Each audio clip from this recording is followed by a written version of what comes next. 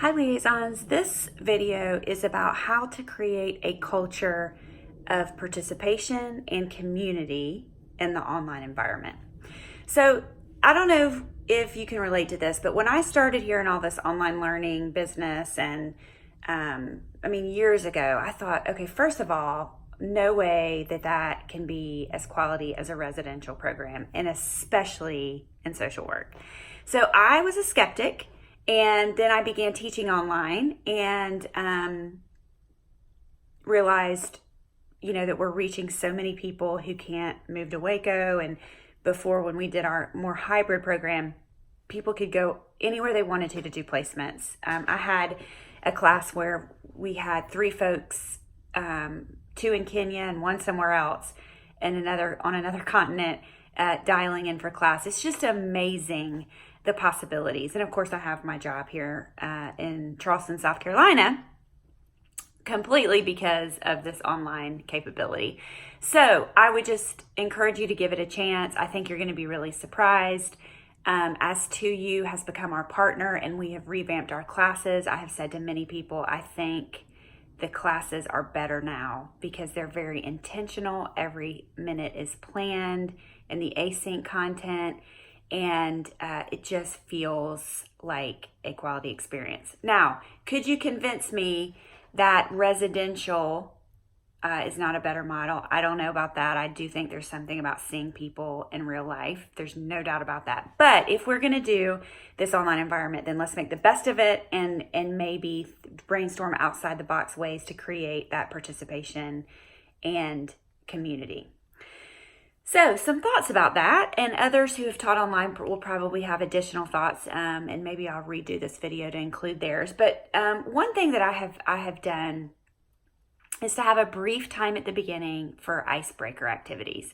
So I don't mean anything long. It has to be something quick because you don't have time. One thing I did this past term was I broke everybody into groups of 2 and into their individual rooms, and I asked them to talk to each other. I thought that would be a good way to get to know, for some dyads to get to know each other. What is something that you could talk about for 10 minutes as an expert or quasi-expert that you would need no notes for, you would need nothing to help you do it? This really gets at what people are interested in, and it was so good. It was such a fun session. One person talked about billiards, one person talked about phones, one person talked about planning, like their planner. It was really fun. And I started to see in week 4 or 5 by doing that there is some gelling starting to happen. Another thing some professors like to do is what we call centering time. And it would be sort of the icebreaker idea, but each student would be assigned to share something in, you could say 4 minutes or less, to center us together. So sometimes people show a music video or read a poem or, show a meme or a GIF that's really funny. It's up to you how you want to do that. I did not do centering this term, but I've done it before. But I have found that having some kind of space at the beginning of class to gather together and be human together. Kristen Argueta says, I like that, human moments. Let's have our human moment. Just acknowledge this is hard. We're working. Everybody's tired. And let's just be human together for a second. The other thing I would say that can help in both participation and community building is the use of the chat box. Now, some people have said to me, do you have a rule about allowing students to privately chat each other during class? The answer is I do not have a rule about that. Here's why. In a residential program, there are going to be side conversations. And for teachers, I think some side conversations are normal. It gets annoying if it's constant and we say something. But I do not discourage that. I don't encourage it, but I don't discourage it either, and I'm sure they do it. That's fine. I use the chat box for many reasons. One is if I want to say to somebody,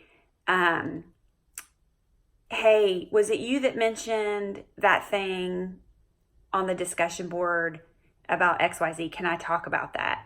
Just to get their permission. That's not ideal because I like to get their permission way ahead of time. But sometimes that's happened. Another time I mentioned in another video a student who was like rubbing her head, and I messaged her and said, "Are you okay?" She said, "I have a migraine." I said, "Turn your camera off. Please take care of yourself." So I would clearly not want to do that in the big group to embarrass anyone. Another time I've used the chat box is to kind of give some accolades to a student. I noticed that she's just body language wise very engaged. And I just took some time and said in a private chat, "Hey, I know you don't like to talk out loud a lot in class, but I really appreciate how engaged you are. I can tell it in your body language." So it's, to just kind of check in to see if everybody's okay, but also to give encouragement. Speaking of body language, I just want to say this too. A lot of times people talk about online environments being limiting because you can't see body language. And that's actually not true. I can tell very clearly who's engaged in my class. I can see the white light coming on their face. If they're looking at the internet, I can see their eyes dart across the screen and I can tell they're looking at the internet. And I can tell when they're really engaged. And so I think that is a good thing to use the chat box for, is to build that community.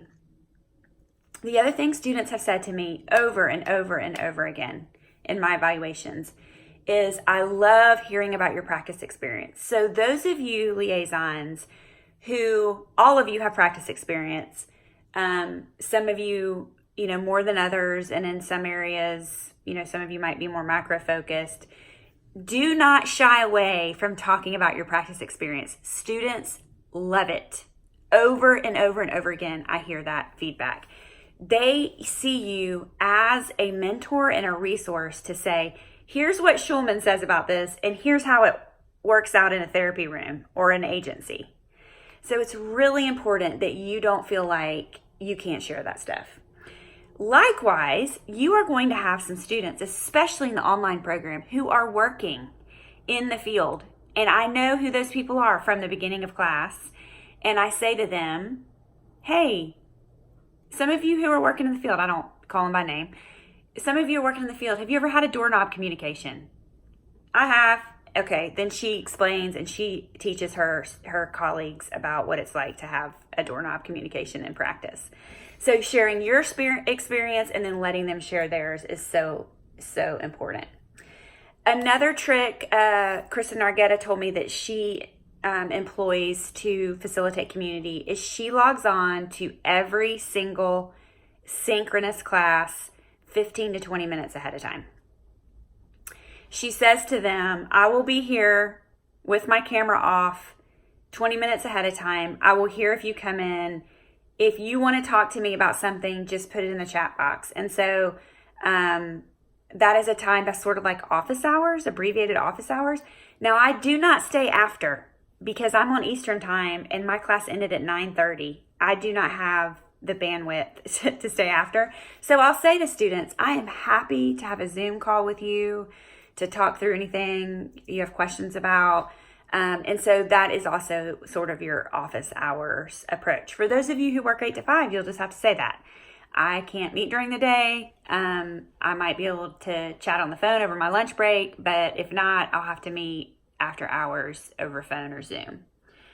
So I would just encourage you to find your own style, your own comfort level. These are all suggestions.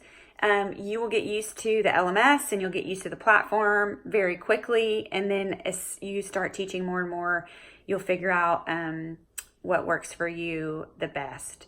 So I hope this was useful. And as always, feel free to reach out if you have any questions.